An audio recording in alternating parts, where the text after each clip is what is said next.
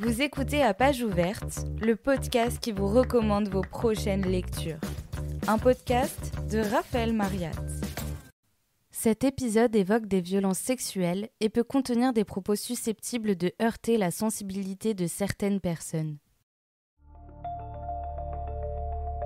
En fait, une femme violée, c'est une femme cassée, c'est une femme éclatée, c'est une femme qui ne s'en remettra, à mon sens, jamais. Elle entre dans une espèce de coma. Et elle survit, je crois, d'une espèce d'autre vie. Et quand elle se bat, elle a véritablement un courage parce qu'elle sait que ça n'est pas pour elle, mais qu'elle le fait justement pour que les autres femmes ne passent pas par les épreuves qu'elle a subies. Ce que nous trouvons suspect et inadmissible, c'est que la campagne se fasse contre l'emprisonnement des violeurs. Elle ne se fait pas ailleurs. C'est un signe important, ça veut dire violer une femme, c'est pas grave au point qu'on mette des hommes en prison. En revanche, voler dans un drugstore ou faire un chèque sans provision, la prison, oui.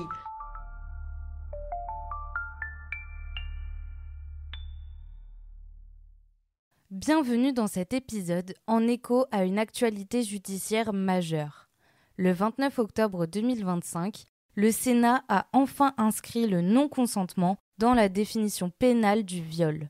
Désormais, l'article 222-22 du Code pénal stipule « Constitue une agression sexuelle tout acte sexuel non consenti commis sur la personne d'autrui ». Une avancée historique obtenue après des décennies de combats, car il a fallu se battre longtemps pour que le viol soit reconnu comme un crime. Et parmi les femmes qui ont mené cette lutte, il y a Gisèle Halimi. Vous venez de l'entendre dans l'archive de 1977 que j'ai diffusé en ouverture. Vous pouvez l'écouter en entier sur la chaîne YouTube du Média Brut. En 1978, elle défend la partie civile du procès d'Aix-en-Provence, où 3 hommes sont jugés pour viol. Gisèle Halimi profite de cette affaire pour écrire un texte fort et percutant, Le crime. À cette époque, le viol n'a pas de définition pénale officielle, et les victimes sont trop souvent autant jugées que leurs agresseurs. C'est pour cette principale raison que Gisèle Halimi comptait bien faire changer les mentalités de la justice et de la société.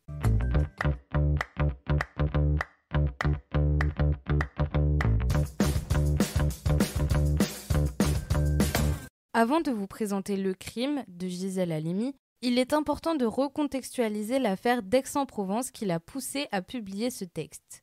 En juin 1971, l'association Choisir est créée pour soutenir la liberté de l'avortement. Le mouvement est issu du manifeste des 343 femmes qui ont déclaré avoir subi une interruption volontaire de grossesse. L'avocate Gisèle Halimi en est la coprésidente avec Simone de Beauvoir, la première présidente de l'association. En 1974, les luttes de Choisir s'étendent sur le statut général de la femme dans la société. Elle entame une lutte contre le viol, les violences physiques et morales, et contre le sexisme, une lutte pour l'égalité professionnelle et une lutte pour une meilleure représentation des femmes dans la vie publique. Cette même année, le 21 août, un événement va tout faire basculer. Anne Tonglé, 24 ans, et Araceli Castellano, 19 ans, décident d'aller camper dans la calanque de Morgiou, près de Marseille. Cette nuit-là, elles sont violées et brutalement agressées par 3 hommes, Serge Petrilli, Guy Roger et Albert Mouglali. Les sévices durent 4 heures. Le lendemain, les 2 femmes blessées et traumatisées se rendent à la gendarmerie pour porter plainte. Elles font partie des rares victimes qui trouvent le courage de parler, car dans les années 1970, il était encore plus difficile de dénoncer qu'aujourd'hui. Et ce sont les paroles d'Anne et d'Araceli qui vont marquer un tournant dans l'histoire juridique du viol. L'enquête est confiée à une femme juge d'instruction, mais cette magistrate n'a pas considéré les faits dans leur ensemble. Elle qualifie l'affaire de coups et blessures. Le mot crime n'est pas prononcé. Anne Tonglé et Araceli Castellano ne comptent pas en rester là. Elles veulent être reconnues comme victimes d'un crime. Maître Gisèle Halimi, soutenue par l'association Choisir, et Maître Agnès Fichot décident de défendre ces femmes. Elles vont devoir attendre 3 ans et 9 mois pour l'ouverture d'un procès à Aix-en-Provence. Femmes violées, hébétées, cassées, résignées, vaincues, révoltées, vengeresses, elles nous battent le cœur et l'esprit. L'avenir se coupe, se mélange, se brouille. Il leur faut vivre avec cette mort, à tout jamais entrer en elles, un jour de violence. Comme toutes les morts, celle-ci ne s'explique pas. Mais elle coexiste avec leur vie et lui survit. Nous sommes des mortes vivantes, expliquent Anne et Araceli. Elles étaient tapies dans le fond de leur chambre d'hôpital, des petites bêtes terrorisées, raconte leur mère dans un souffle qui impose brusquement au prétoire d'Aix un formidable silence.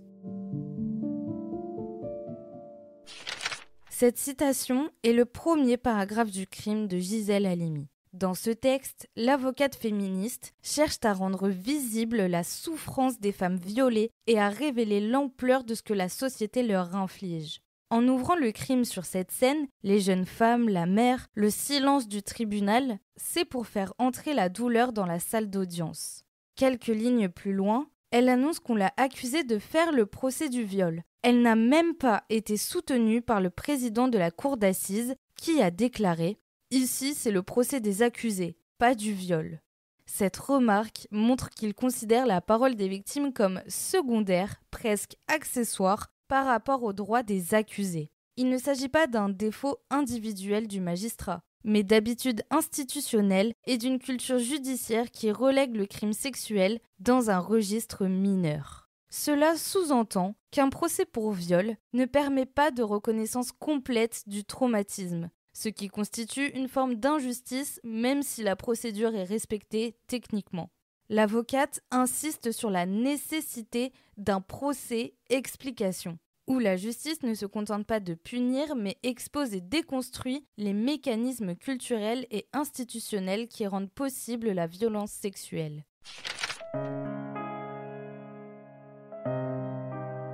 En vérité, par le viol, l'homme rappelle à la femme que son malheur de naître femme est de n'être que femme.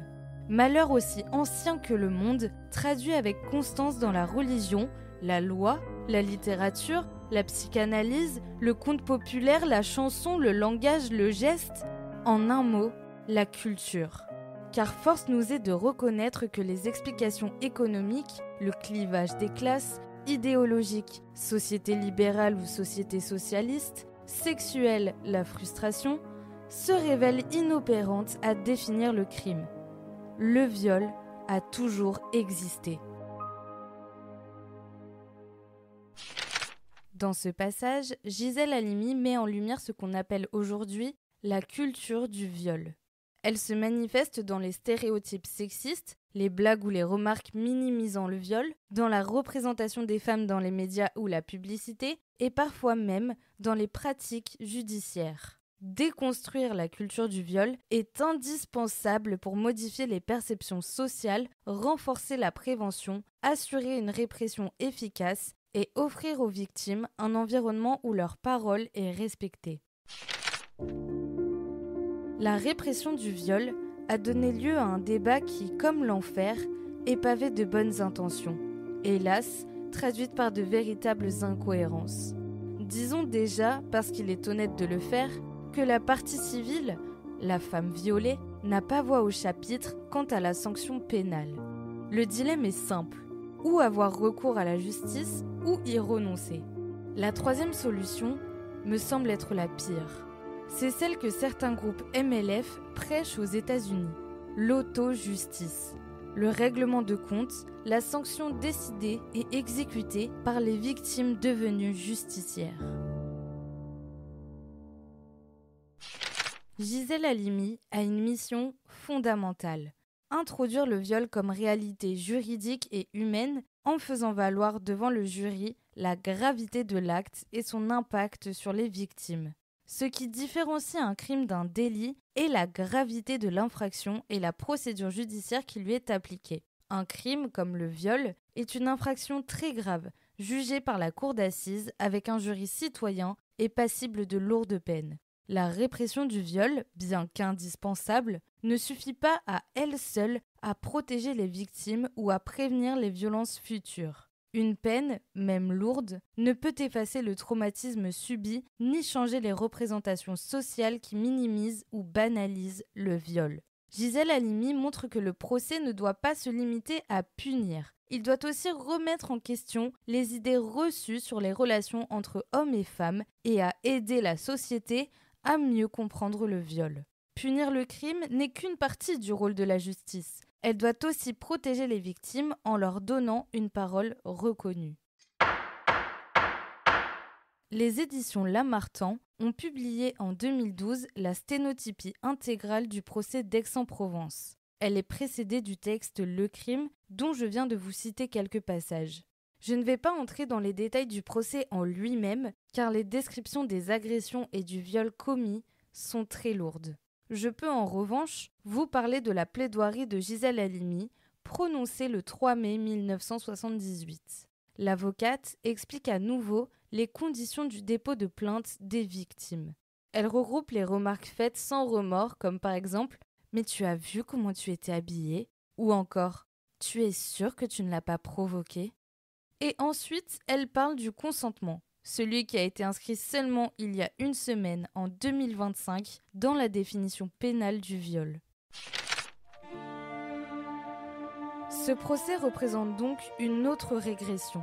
Il est bien la preuve que notre combat est loin d'être terminé. Il est même loin d'être entré dans une nouvelle phase. C'est la discussion autour de la fameuse thèse du consentement.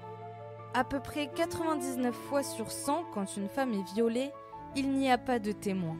Y a-t-il eu ou non consentement de la part d'Anne et d'Araceli dans cette abominable nuit du 21 au 22 août ? Les accusés disent que oui, mais les faits, dans leur chronologie, dans leur entêtement, sont là.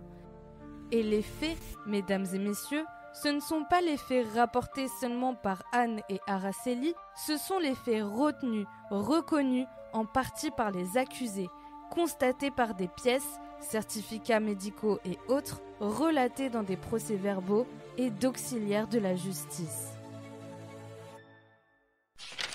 Depuis toujours, la parole des femmes violées se heurte à la rhétorique du doute. Dans le prétoire, cette logique s'insinue comme un mal insidieux.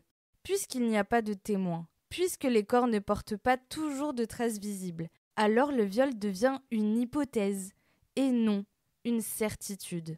La victime doit se justifier, prouver qu'elle n'a pas voulu, qu'elle n'a pas consenti, comme si le silence, la sidération ou la peur n'étaient pas déjà des preuves en soi.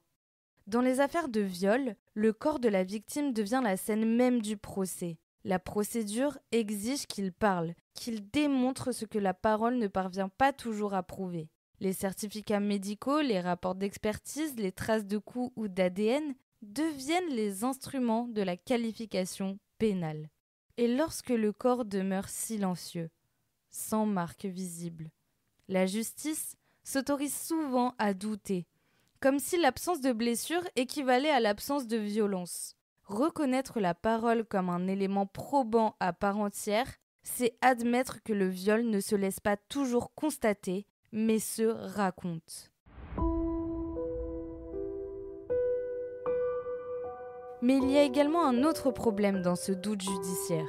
L'imaginaire collectif continue d'opposer le vrai viol, celui perpétré par un inconnu dans la rue sous la menace et la contrainte, à des formes prétendument ambiguës de violence sexuelle dès lors que la victime connaissait son agresseur ou que le contexte paraît ordinaire. Cette culture du soupçon, fruit d'une longue histoire de domination et de hiérarchisation des genres, conduit la justice à mesurer la crédibilité des victimes à l'aune d'un modèle moral implicite. Le 3 mai 1978, le verdict du procès d'Aix-en-Provence est annoncé. Serge Petrilli est condamné à 6 ans de réclusion criminelle. Roger Guy et Albert Mouglali sont condamnés à 4 ans de réclusion criminelle. Une conférence de presse est tenue à la fin du procès. Anne Tonglet prononce ces mots. À un moment, pendant que les avocats de la défense plaidaient, je me disais, s'ils sont acquittés, nous ne savons pas, Araceli et moi, ce que nous ferons. Nous suicider peut-être. Et Araceli ajoute, maintenant c'est fini. Nous allons peut-être pouvoir revivre.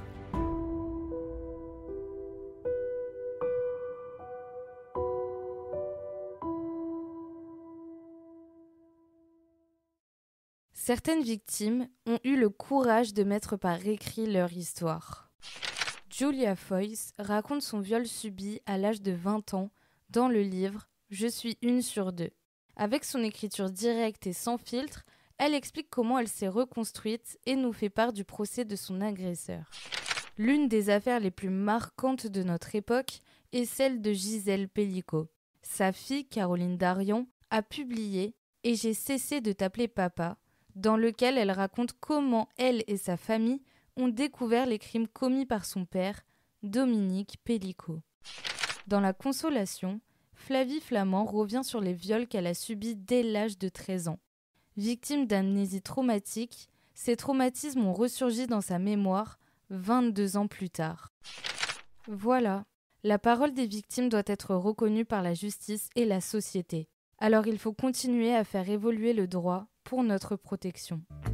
Vous venez d'écouter À Page Ouverte, un podcast écrit et réalisé par Raphaël Mariat. Pour plus d'épisodes, rendez-vous sur votre plateforme